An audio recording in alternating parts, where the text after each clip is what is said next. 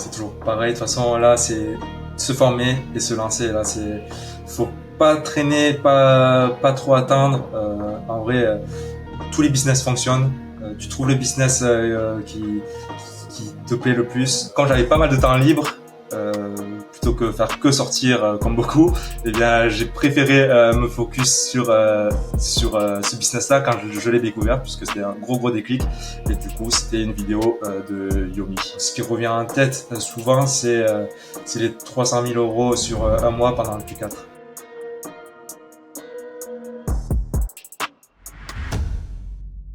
Avant de commencer notre épisode, on aimerait vous présenter notre sponsor Linkuma, un site spécialisé dans la vente de liens. Il propose 3 offres allant de 7 à 30 euros avec une offre intermédiaire à 10 euros. Pour bénéficier d'un audit gratuit lors de votre inscription, n'hésitez pas à passer par le lien qui est en description sous cette vidéo. Merci. Salut à tous et bienvenue sur le podcast Sans filtre. Aujourd'hui, on reçoit Ping. Abonnez-vous, likez, commentez, c'est hyper important pour nous. Ping, est-ce que tu peux dire qui tu es et ce que tu fais brièvement? Salut, du coup, moi c'est Ping, j'ai 27 ans, je fais du dropshipping en e-commerce, SEO et Google Ads depuis plus de 5 ans maintenant. Et du coup, c'est principalement sur ça que se déroule ma vie jusqu'à aujourd'hui. Ok, très bien, bienvenue à toi Ping. On va commencer directement par l'enfance. T'étais quel type de personne toi, justement, enfant? Alors du coup, moi, depuis très jeune, je suis quelqu'un de très discret, qui évite de se faire remarquer de base. Voilà, depuis le collège, j'ai toujours été le timide de la classe et qui ne voulait pas trop se montrer. Et même au début, on va dire l'intello de la classe. Voilà, c'était principalement ça qui me décrivait le plus au début. Après, j'ai toujours été quelqu'un de sportif et je le suis encore. Voilà. Tu voulais faire quoi comme métier petit du coup? Petit, ouais. Alors, quand j'étais jeune, j'avais pas forcément d'idée en tête. J'étais souvent poussé, comme beaucoup, comme certains, par les parents à continuer les études. Ils me parlaient souvent d'être docteur et trucs comme ça. Du coup, mon premier stage, moi, ça a été d'ailleurs dans une pharmacie, et toujours proche de la santé, parce que c'était un peu ce dont vers quoi j'étais poussé. Mais au final, après, j'ai pas eu vraiment de métier type dont j'avais envie de faire. Et je crois que ça a été plus après le lycée où j'ai commencé à me poser des questions et me chercher le domaine, l'orientation et tout ça. Et ça m'a poussé vers l'informatique parce que forcément, je passais beaucoup de temps sur l'ordinateur. C'est ce qui me se rapprochait plus de ce que je faisais. Yes, carrément. Bon, on reviendra sur cette période un petit peu après. Et là, quand tu es adolescent, est-ce que tu as un souvenir ou quelque chose, en gros, qui t'a fait le déclic pour la personne que tu es devenue maintenant? Plus sur le côté entrepreneuriat, je parle. Alors, un déclic, peut-être que ça a été mon voyage. Du coup, c'était plus après l'adolescence, mais un voyage en Erasmus. Du coup, après ma licence, j'ai fait ça pendant un an. Je suis parti vivre à Budapest. Et ben là, c'est là où j'ai découvert le business en ligne du dropshipping. Et quand j'avais pas mal de temps libre, plutôt que faire que sortir comme beaucoup, eh bien j'ai préféré me focus sur ce business-là quand je l'ai découvert, puisque c'était un gros déclic. Et du coup, c'était une vidéo de Yomi. Ok. Et qu'est-ce qui a fait que, à la place des autres personnes, tu t'es dit, vas-y, moi, je vais pas faire que de sortir et qui t'a fait que, ouais, tu t'es lancé, quoi. Tu t'es dit, vas-y, je vais charbonner sur ça, Alors, plus que les autres. ben, franchement, c'était vraiment un déclic parce que de base, comme je vous ai dit, moi je jouais beaucoup aux jeux vidéo et notamment à des jeux comme Dofus qui ressortent souvent ou des jeux comme Abo. Et là, il y a beaucoup l'aspect économie et d'argent. Et le jour où je suis tombé sur une vidéo de Yomi, je me suis dit mais c'est exactement ce que je fais dans les jeux vidéo, mais dans la vraie vie.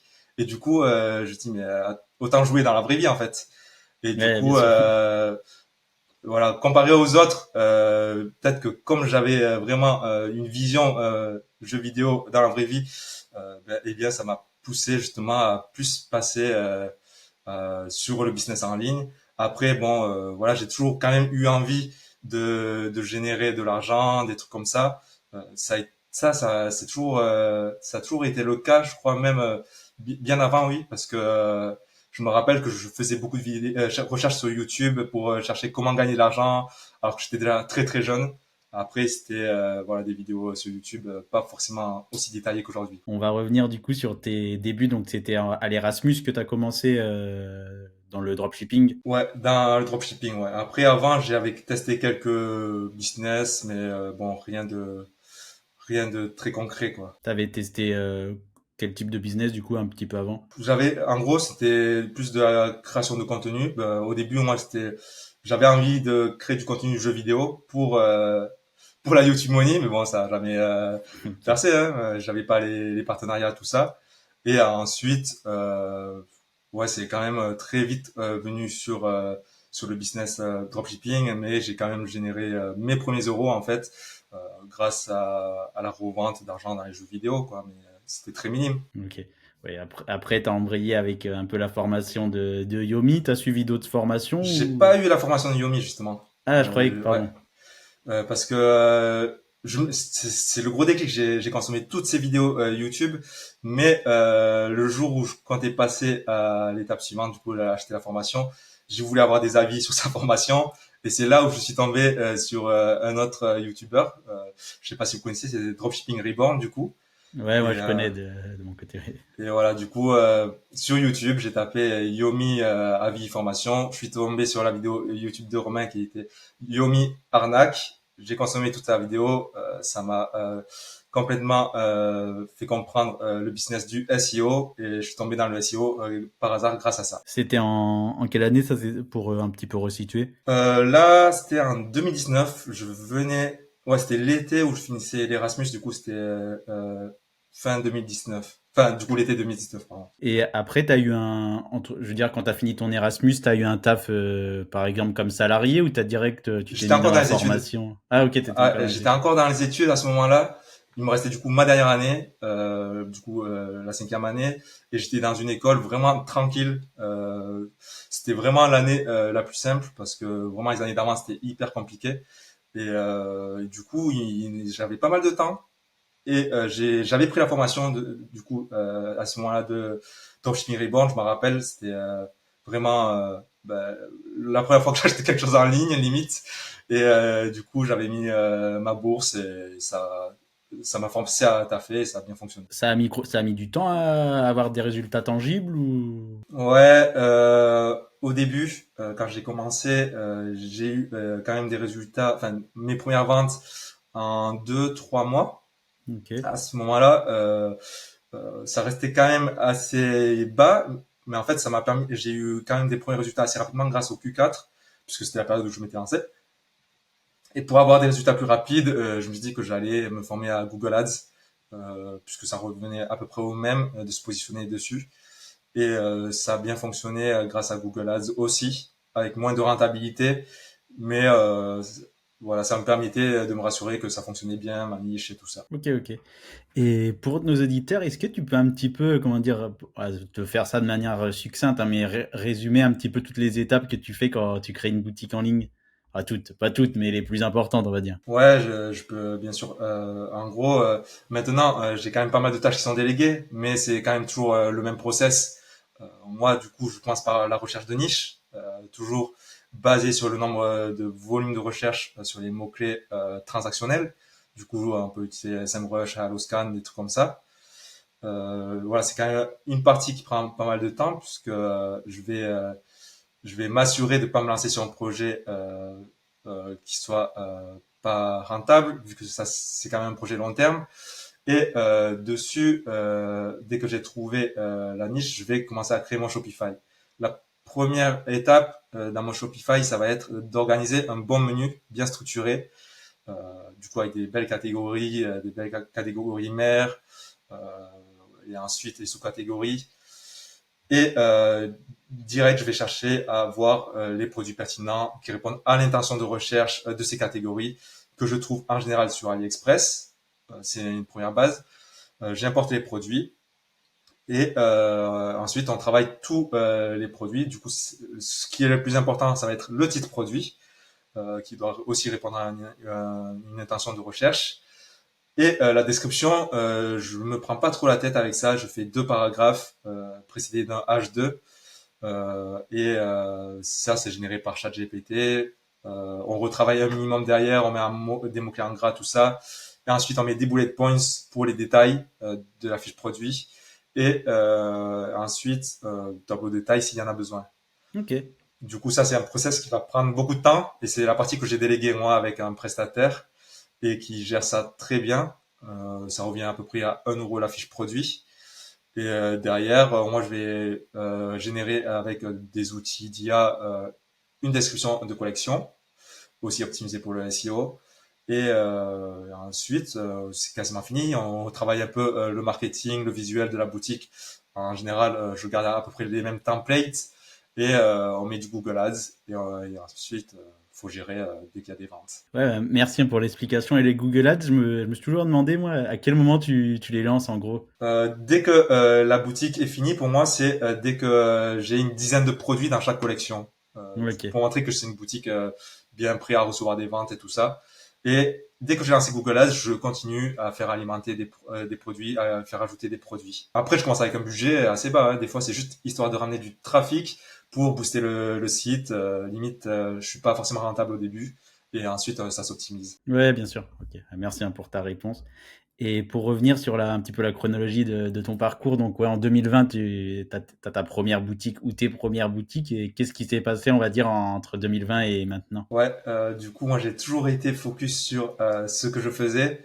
J'ai vu que la stratégie fonctionnait bien, du coup, forcément, je l'ai dupliqué.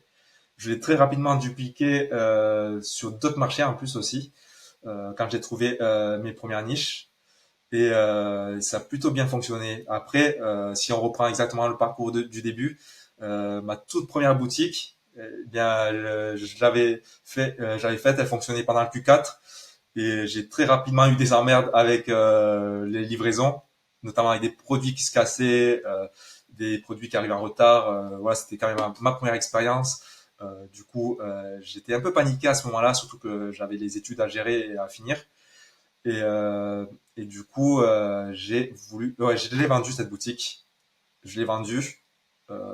C'était la première fois que du coup, j'ai vendu une boutique. C'était pas très connu à l'époque, ce genre de pratique, et maintenant ça allait de plus en plus. Du coup, je l'ai pas vendu très cher. La personne l'a rentabilisé, a très bien rentabilisé, et j'ai décidé quand même de continuer pendant mes études une deuxième boutique en 2020. Ça refait des ventes vers mars, du coup 3 mois aussi après. Et fin 2020, j'ai cette boutique qui a explosé. Et cette fois-ci, j'étais préparé pour le coup. Je me suis pas dit, j'ai pas paniqué ni rien. J'étais bien structuré, euh, tout ça. Et cette boutique, je l'ai encore aujourd'hui d'ailleurs.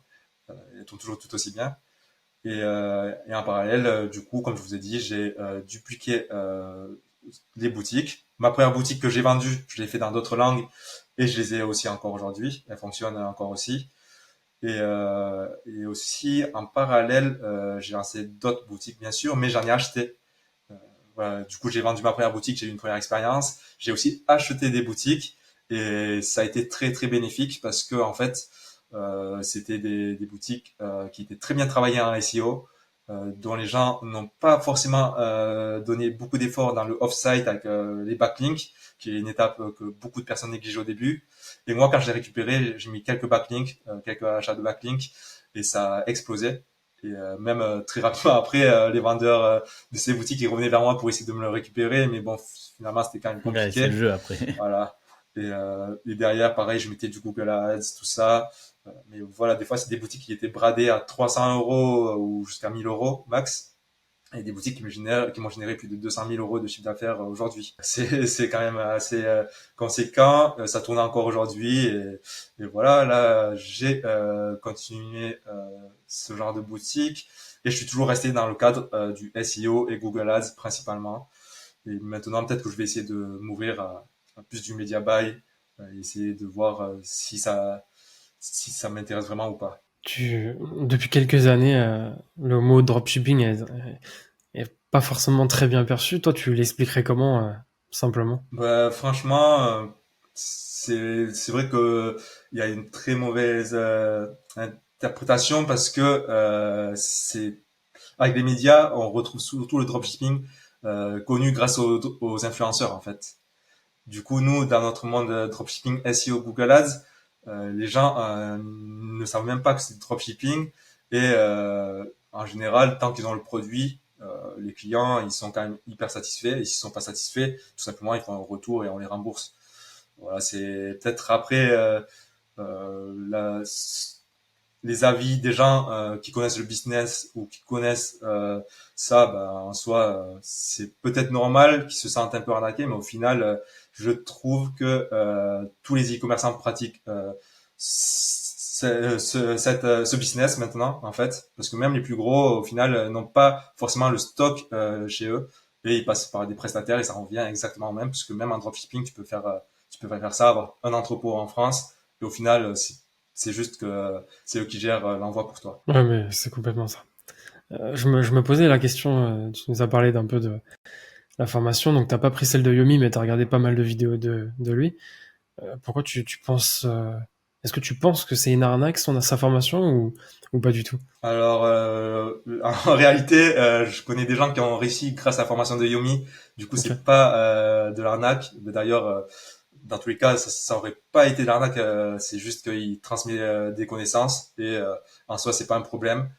Moi, si je l'ai pas prise, c'est avant tout parce que à l'époque, déjà, j'avais jamais acheté sur Internet Ok. quoi que ce soit, et encore moins avec des pubs. Je me suis dit, mais même les pubs de la télé, tu te demandes toujours pourquoi ils font ça et est-ce que ça marche vraiment.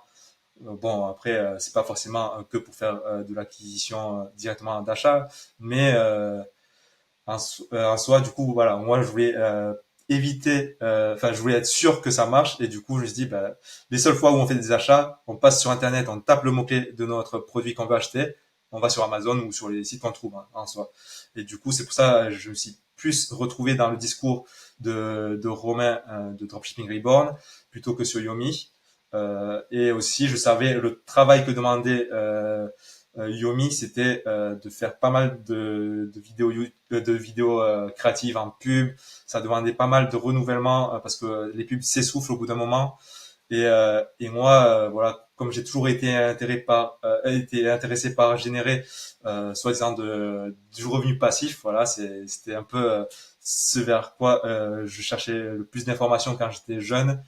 Toujours sur YouTube, comment gagner de l'argent, on voyait toujours générer des revenus passifs, tout ça. Et quand j'ai découvert le SEO, je me suis dit, mais en fait, ça peut être passif, et c'est comme ça que le vendait Romain de Dropshipping Reborn. Et du coup, c'était exactement vers quoi je suis allé. D'accord, ouais. Ouais, c'est toujours bien d'éclairer un peu parce que c'est vrai que les gens parfois même n'essayent même pas ou regardent même pas les vidéos et vont direct te dire ouais c'est une arnaque parce qu'ils l'ont entendu quoi. Oui, c'est ça. Mais après, encore une fois, c'est peut-être aussi les promesses qui sont problématiques. Après, je sais pas s'il en fait réellement, mais voilà, derrière, tu as des compétences hyper importantes qui sont enseignées. Du coup, à ce niveau-là, c'est pas réellement un souci. Ouais, je suis bien d'accord. Actuellement, donc bah, tu fais du dropshipping. Est-ce que tu as d'autres business à côté? Alors, ouais, là, depuis maintenant un an, j'ai lancé une formation justement sur le dropshipping, D'accord. exactement sur la même stratégie que ce que j'applique.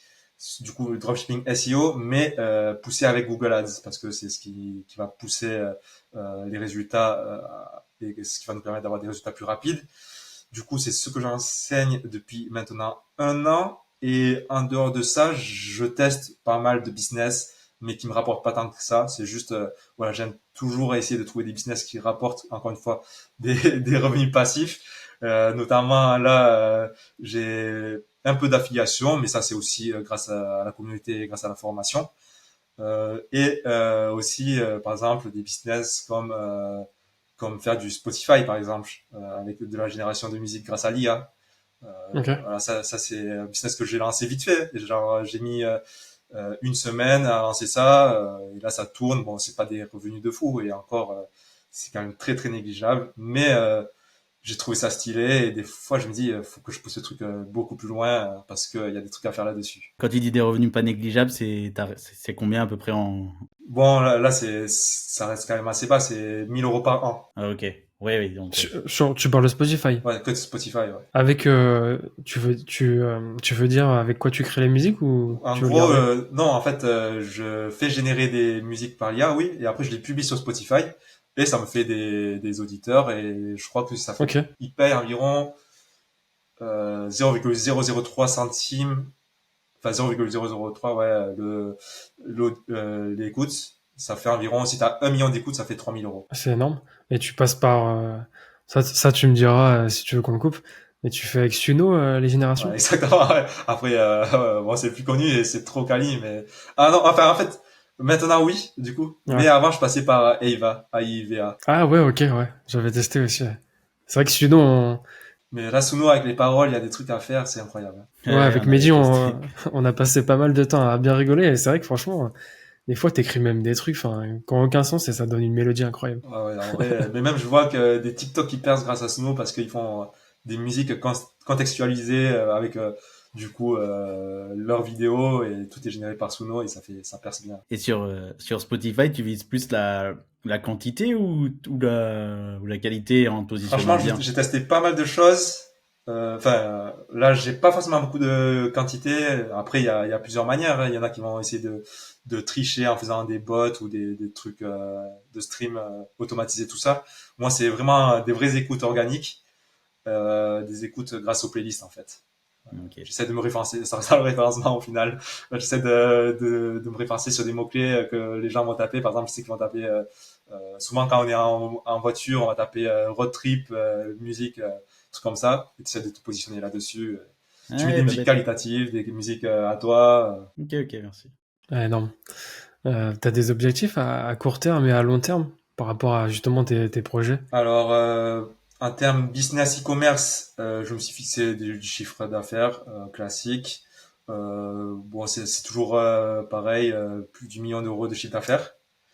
Et ensuite, en dehors de ça, le business secondaire principal, c'est quand même l'infoproduit, mon personal brand.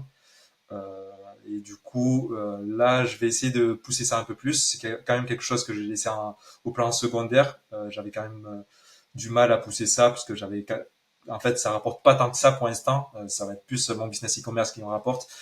Et du coup, là, on va voir. Je vais essayer de pousser sur la fin d'année un peu plus la création de contenu, augmenter ma communauté, mon nombre de personnes dans la communauté.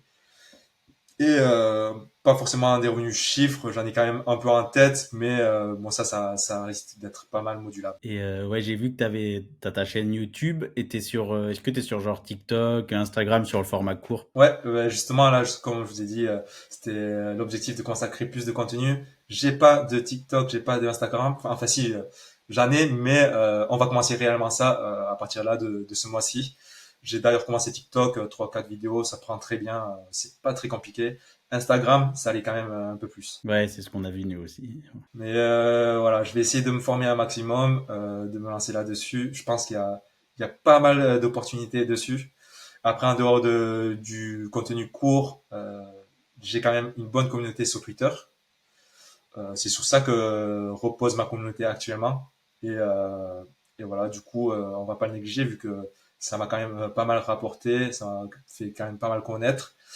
Et ensuite, YouTube en contenu long. En gros, on va rester sur du contenu à peu près qualitatif sur Twitter et sur YouTube et de chercher un peu plus du mass market, des gens un peu plus intéressés sur le business en ligne, sur le contenu court en fait. Et sur YouTube, bon, c'est essentiellement SEO et à l'avenir, ça garde la même thématique, full SEO. Quand même plus business en ligne, e-commerce pour se lancer, parce qu'en vrai là c'est beaucoup trop niché en fait, et du coup ça va être un peu compliqué à faire grandir la communauté.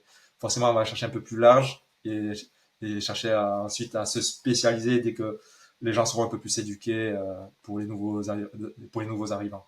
Ok.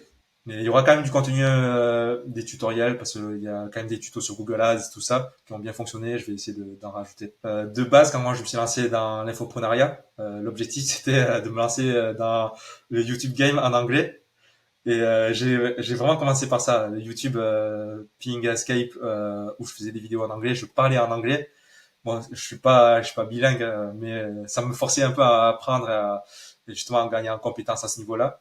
Ça a vraiment pas mal pris non plus à ce niveau-là, mais ça demandait quand même pas mal de taf.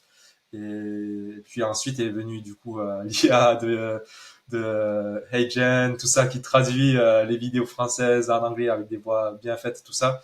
Et du coup, je me suis dit, bon, va falloir peut-être essayer de se pencher là-dessus. Et du coup, je me suis dit que j'allais attendre un peu que l'IA se perfectionne à ce niveau-là, parce qu'à l'époque, c'était quand même bien cher encore. Et là, j'ai refait quelques tests récemment et je me suis dit que c'était vraiment incroyable ce qui sortait maintenant pour des prix vraiment, vraiment abordables. Et du coup, je vais essayer de pousser ça un peu plus. Parce que même là, récemment, j'ai vendu encore des formations grâce à HeyGen. J'ai traduit ma formation en gros avec Rask. C'est pas hyper qualitatif, mais du coup, j'ai fait ma page de vente, tout ça avec HeyGen et ça allait beaucoup plus en termes de qualité. Et du coup, j'ai fait quand même voilà, pas mal de revenus grâce à ça. Et du coup, on va essayer de pousser ça aussi sur cette fin d'année et voir si ça peut réellement prendre ou pas. C'est quand même moins qualitatif, mais j'ai eu la chance d'avoir genre pour 1000 euros de crédit offert. Du coup, de quoi traduire toute ma formation. C'est pas total. En fait, ouais, ils avaient une feature pour synchroniser les lèvres. Euh, C'était pas fou non plus parce que les dents étaient vraiment dégueulasses et pas forcément bien synchronisées. Alors que Agent, là, ils ont bien géré à ce niveau-là. Et toi qui as été sur le marché du coup anglophone, c'est plus compliqué de quel côté? En gros, moi, j'ai du coup plus une vision sur Twitter, vu que c'est ce sur quoi j'ai construit ma communauté. Twitter en France, c'est beaucoup plus simple et la communauté est vraiment proche de toi en fait. Alors que quand je suis des influenceurs Twitter aux States, ils arrivent parfois à faire des threads qui vont percer tout ça, mais derrière ils vont faire des contenus qui vont faire que 200 de vues et tout ça, alors que ils ont beaucoup d'abonnés. Du coup, au final, c'est pas mal de show off. Tu montres des dashboards, tout ça aux States et tu fais beaucoup de vues.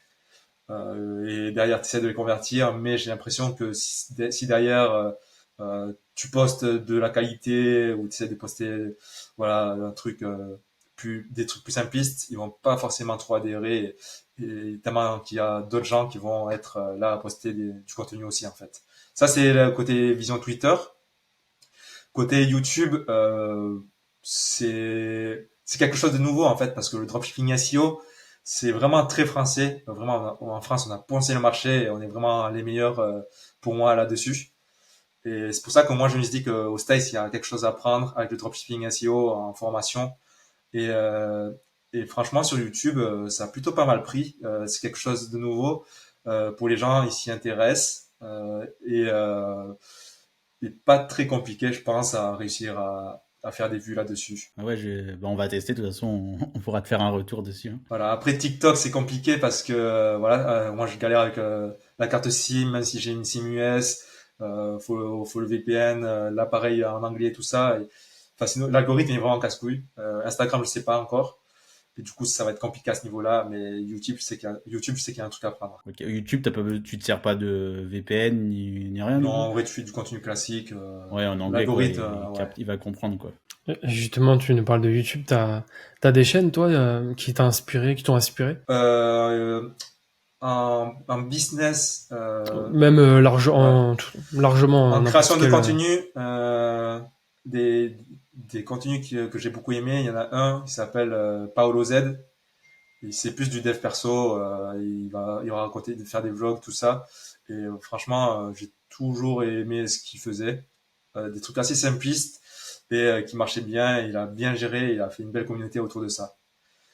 Après, je sais pas si j'en ai d'autres en tête que je consomme beaucoup. YouTube, je consomme plus tant que ça. Maintenant, je suis plus podcast. Ouais, ou Euh, podcast, après, si t'as un ouais, podcast pareil, ça... podcast. Moi, je suis côté business. J'aime bien Théo Lyon de Kudak. Et Yes. sinon, j'écoute beaucoup aussi Raptor, des 10 000 pas, pas mal connu Je connais pas du aussi. tout. En gros, il faisait des YouTube à l'époque, Raptor Dissident. Il a pas mal percé grâce à ça, parce qu'il faisait du clash, tout ça. Et après là, il a rebondi grâce à une marque, à une marque du coup de compléments alimentaires et qui met en avant grâce à son podcast. Du coup, podcast santé, bien-être et dev perso. C'est hyper impressionnant parce que du coup, c'est une personne qui fait du coup beaucoup de trafic organique et qui fait vraiment énormément d'argent grâce aux compléments alimentaires et uniquement grâce à ça, à la limite. Franchement, c'est abusé. Excellent, ok, ouais, j'irai voir. Et en livre, je sais pas si tu lis, est-ce que tu aurais un livre pareil à nous recommander à nos auditeurs? Franchement, je lis aucun livre. C'est vraiment le truc que j'arrive pas à faire.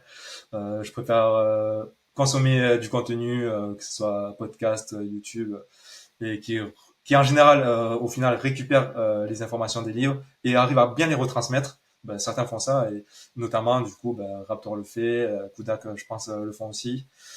Après, il y avait un autre podcast que j'aimais bien qui s'appelait, euh, comment ça s'appelle? Ah oui, Dimi, Beyond Podcast. Voilà, c'était des jeunes de Dubaï qui ont même pas 18-20 ans et qui font pas mal d'argent et qui partagent beaucoup de contenu quali aussi. Et voilà. Et sinon, pareil, en podcast, c'est là où je me forme au final.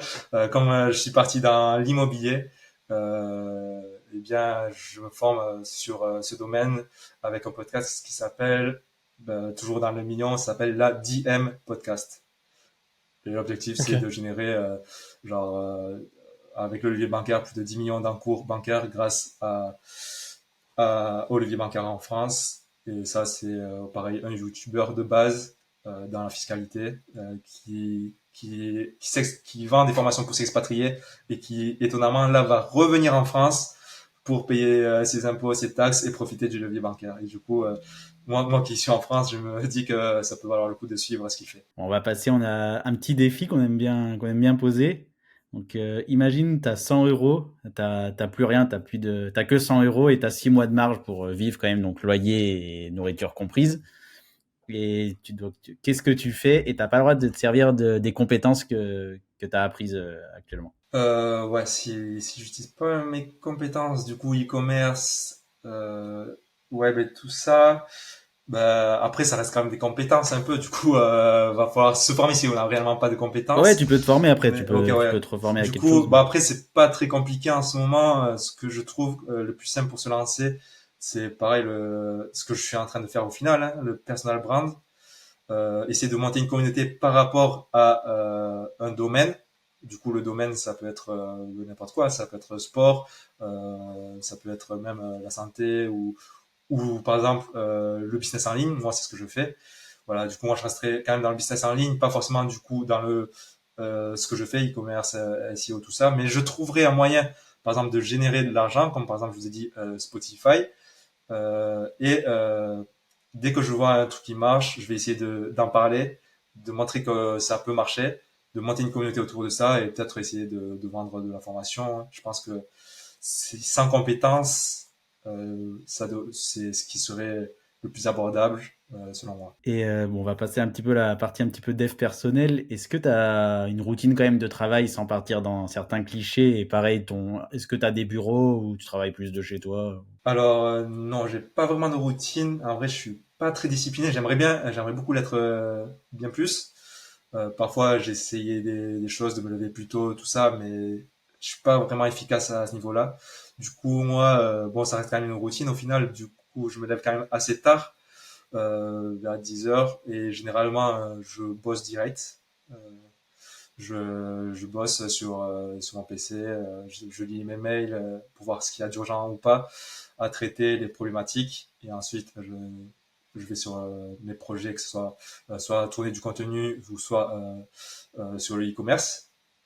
Et l'après-midi et le soir, plus vers 18 heures, je vais faire du sport. Ça, j'en fais souvent. Là, je me suis mis à courir, tout ça.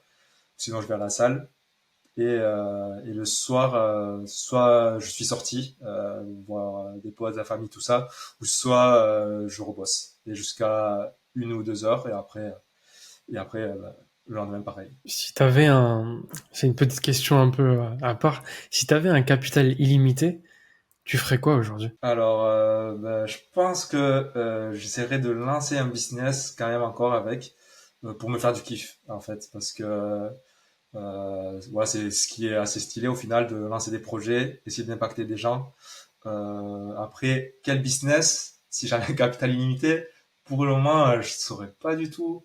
Mais ce que je sais, c'est que je resterai dans le business en ligne. Voilà, parce que le business physique, en général, il faut gérer pas mal d'employés. Ça serait du e-commerce que tu ferais ou pas spécialement? Ouais, en vrai, pourquoi pas lancer des, genre vraiment une marque avec des produits que je trouve vraiment stylés, pourquoi pas. Euh, voilà, un truc qui fonctionne en fait. Pas forcément chercher à faire plus, mais me faire kiffer. Mais toujours sans trop me prendre la tête parce que là, de ce que j'ai vu, euh, là j'ai eu des stagiaires à gérer tout ça. Et au final, je vois que gérer l'humain, c'est ce qui m'énerve le plus en fait, ce qui me prend un peu plus la tête. Et c'est vraiment pas ce que j'ai envie de faire. Du coup, avoir une grosse boîte, peut-être pas, mais voilà, avoir des projets avec pas mal de prestataires, pourquoi pas, et, qui savent bien gérer le côté business aussi. Et qu'est-ce que tu dirais si tu voyais ton toi de 16 ans devant toi? Alors, ben, franchement, j'ai pas forcément de trucs à retravailler. Moi, je trouve que c'était pas mal, mais sinon, toujours continuer à faire, à rester curieux, à chercher et trouver l'information, qui sont pour moi des compétences importantes, savoir être autonome en soi. Et voilà, c'est vraiment pour moi ce que je pousserais à faire pour quelqu'un qui était comme moi à l'époque. Et au final, c'est quand même ce que j'ai fait, de me former, me chercher l'information, savoir la trouver et bien sûr l'appliquer tout simplement. On arrive à la question existentielle. Pourquoi tu fais tout ça? Pour moi, ce que je fais, enfin quand je fais le business en ligne, c'est avant tout pour être libre et libre géographiquement et même au niveau temporel, savoir être capable de taffer où je veux, quand je veux. Ça a toujours été ça au début. Le but, quand je me suis lancé en dropshipping, j'ai toujours eu pour l'objectif au début de générer, par exemple, rien que 1000 euros et me dire que voilà, c'est 1000 euros de revenus plus ou moins passifs. Et au final, ça fait qu'augmenter. Et du coup, tant mieux. Là, j'en profite. Mais voilà, ça a toujours été ça. Parce que je sais que même avec un petit revenu, comme je dis, revenu passif de 1000 euros, je, au vu de ce que j'ai vécu quand j'étais étudiant, bah, je sais que ça me suffit largement pour vivre.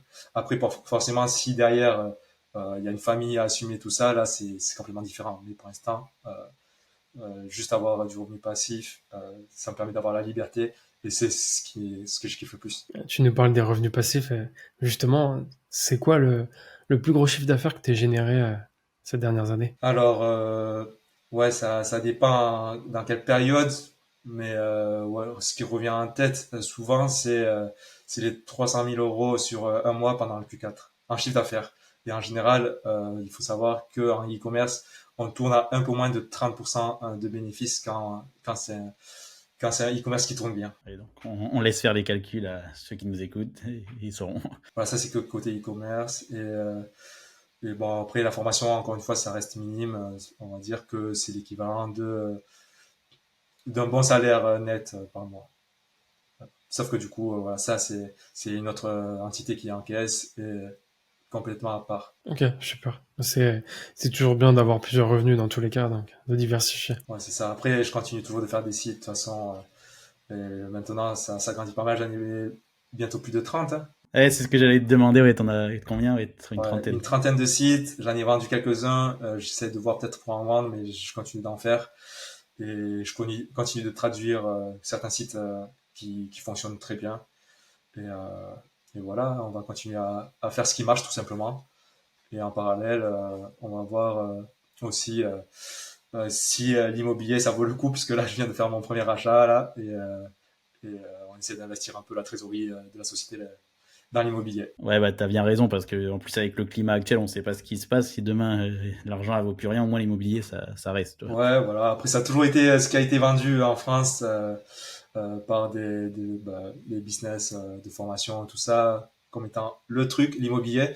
Et du coup, bah, tout simplement, moi, je l'ai testé. Et on pourra en faire un retour d'expérience, hein, ça va faire du contenu.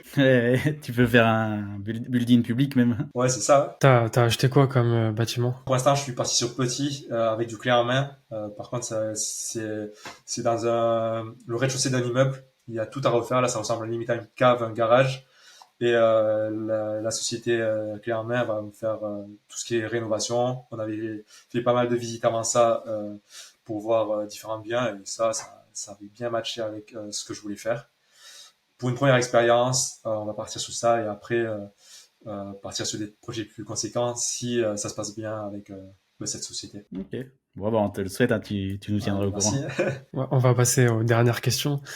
Comment les gens peuvent te suivre? Alors, pour l'instant, sur Twitter, Ping Escape, sur YouTube, pareil, Ping Escape. Là, je vais commencer à poster sur LinkedIn et sur les contenus courts, TikTok et Instagram aussi. Du coup, faut pas hésiter aussi à me suivre. Je pense en tapant Ping Escape, on me trouvera, ou Ping SEO, des trucs comme ça. De toute façon, vous retrouvez directement les liens dans la description. Est-ce que tu aurais une personne ou plusieurs personnes à nous recommander pour les prochains épisodes? Ouais, pourquoi pas. Après, je sais pas si, ils sont pas forcément connus, ils sont dans l'ombre. Peut-être qu'ils seront chauds. Mehdi, je sais pas si tu le connais, il y en a un qui s'appelle Tim Carlo. Je sais pas si ça te dit un truc. Dans le e-commerce, il fait. Si, je vois, mais c'est pas je crois que je connais pas par ce nom, mais. Ok, ouais, parce qu'il y a un pote qui s'appelle Arnaud aussi, peut-être, qui t'en a parlé, mais Tim, Ouais. il te connaît, en tout cas, en fait, il fait du e-commerce. Il est un peu dans l'ombre. C'est même un de mes concurrents. Voilà.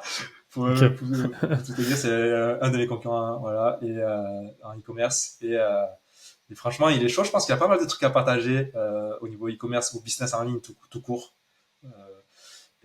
Sinon, en dehors de ça, côté e-commerce, Ou pas, ouais, pas spécialement. On a fait pas mal d'e-commerce SEO, et là on essaie un peu de voir plus large, toi, parce que, bah, comme toi, on veut pas être le podcast SEO, toi, on veut vraiment être le podcast de ceux qui veulent, ouais, entreprendre, quoi. d'accord, ben, du coup, il y a quelqu'un que je trouve intéressant qui s'est lancé sur Instagram et qui fait pas mal de contenu réel et qui a vite percé grâce au contenu sport, santé des persos. Il s'appelle Paul DeVos. Vous pouvez aller voir sur Ok, ouais, je Instagram. note. C'est un mec qui, de base e-commerce, et là, il se fait du contenu juste pour kiffer. Et au final, il a très vite percé. Et il n'a pas fait de contenu YouTube, podcast ou quoi. Ça peut être hyper intéressant. Ouais, carrément. On peut lui écrire de ta part, ou vous vous connaissez, Julien? Ouais, ouais, tu peux venir de la part de Ping, il connaîtra. Ok, carrément, merci. Pour ceux qui nous regardent, si vous le connaissez, n'hésitez pas à le mentionner dans les commentaires. Du coup, on arrive au message de fin. Qu'est-ce que tu pourrais dire justement à quelqu'un qui a envie de se lancer, que ça soit dans le e-commerce ou dans le business en général? Ouais, ben, c'est toujours pareil. De toute façon, là, c'est se former et se lancer. Là, faut pas traîner, pas trop attendre. En vrai, tous les business fonctionnent. Tu trouves le business qui te plaît le plus et fonce dessus. Et voilà, c'est le conseil le plus basique, mais c'est celui qui marche. Au final, vous remarquerez qu'à chaque fois, on a toujours des conseils, même comme toi tu dis, Ping, assez basiques, mais c'est justement ça, c'est simple, il suffit juste de se lancer. Merci à toi, Ping, pour toutes ces informations. C'était hyper intéressant. Pour ceux qui nous regardent, abonnez-vous, likez, commentez. Sachez qu'on lit tous les commentaires et qu'on répond à tous les commentaires. N'hésitez pas à nous suivre sur les plateformes de streaming comme Spotify, Apple Music, Deezer, Amazon Music et bien d'autres encore. Merci à vous et à vendredi prochain.